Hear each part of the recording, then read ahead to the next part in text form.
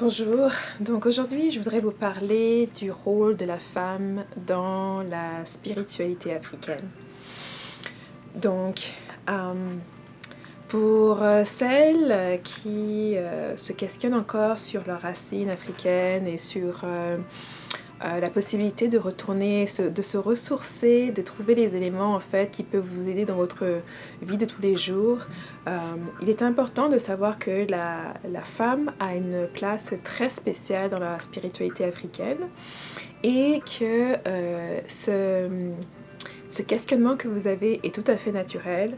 Nous sommes à un moment de notre histoire où l'énergie féminine revient sur la planète en force et d'où le pourquoi de tellement de femmes maintenant, de femmes noires, de femmes africaines, de femmes même dans la diaspora, qui cherchent leurs racines, qui cherchent à renouer avec leur culture ancestrale.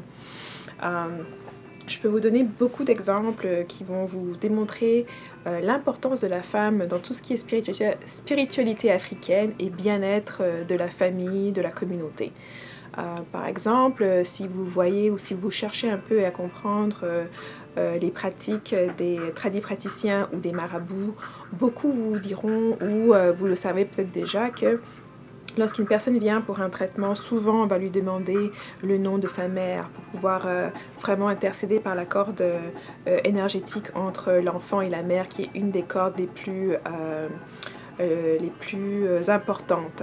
Donc j'ai fait une petite vidéo en anglais malheureusement sur les considérations à faire avant de couper ces cordes énergétiques qu'on crée avec les individus qu'on rencontre et notamment avec nos enfants qui grandissent dans nos ventres et à qui on donne naissance.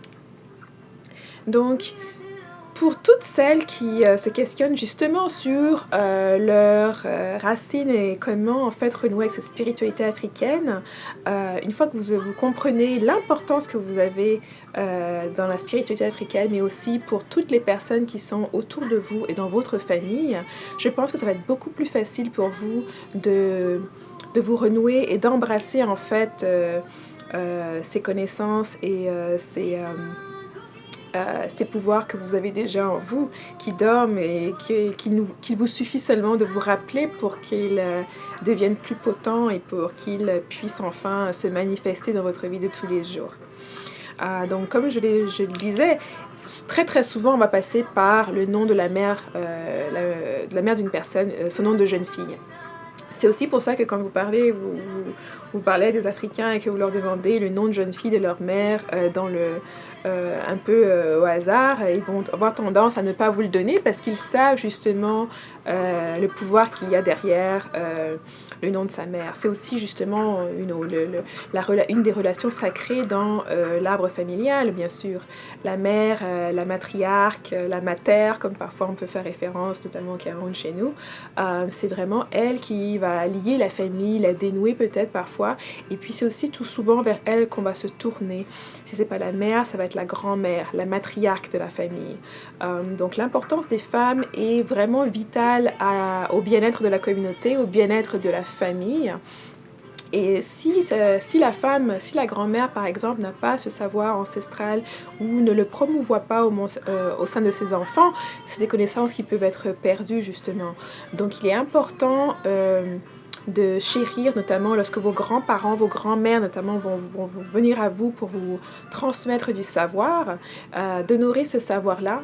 Et puis, donc, d'apprendre autant que vous pouvez apprendre tant qu'elles sont encore en vie, parce que c'est vraiment des connaissances inoubliables et des connaissances très précieuses qu'elles peuvent vous apporter.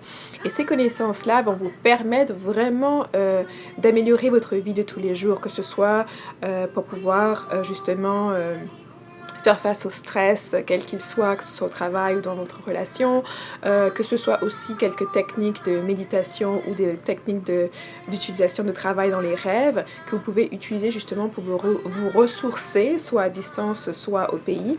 Il y a beaucoup d'informations qu'il vous suffit de demander à votre grand-mère, de vous demander des histoires, notamment d'où est-ce que votre nom de famille vient, d'où est-ce que votre ethnie vient, les coutumes traditionnelles, les coutumes de mariage, les coutumes pour honorer les ancêtres. C'est vraiment des connaissances qu'il vous faut puiser et vous vous rendrez compte au fur et à mesure que vous découvrez ces connaissances ou les redécouvrez ou les examinez tout simplement, qu'il y a beaucoup de choses que vous pouvez utiliser pour la vie moderne de tous les jours et qui va vous permettre en fait de rayonner à plein feu et vraiment de vous épanouir complètement et totalement.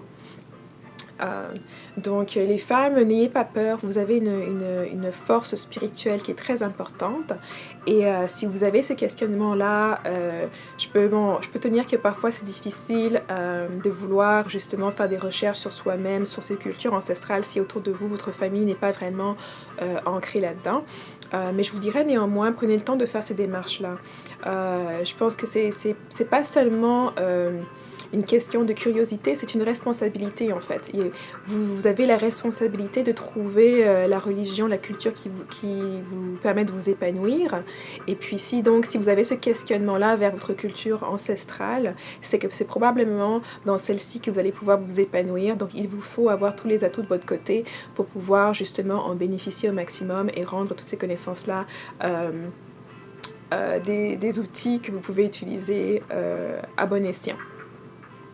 Une dernière chose que je vous laisserai avec, c'est vraiment que la femme dans la spiritualité africaine, c'est un pilier. Elle a une force que tous les membres de la famille peuvent puiser dessus, que ce soit son conjoint, que ce soit ses enfants, ses cousins, ses tantes, etc.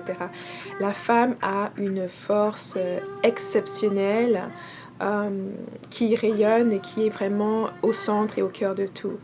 Et ce savoir-là, ce pouvoir-là, cette place aussi vient avec des responsabilités.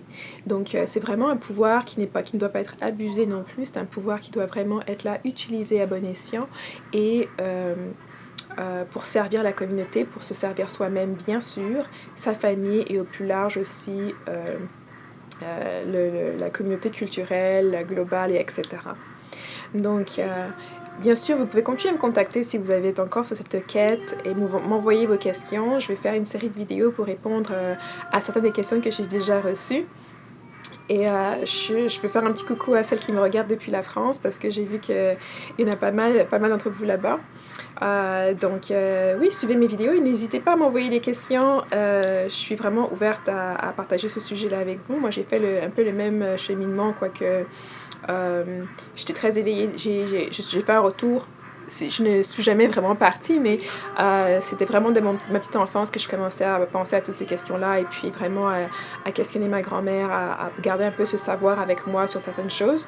Et puis au fur et à mesure que j'ai grandi, j'ai dû aussi faire face un peu aux réticences familiales dues à la religion chrétienne.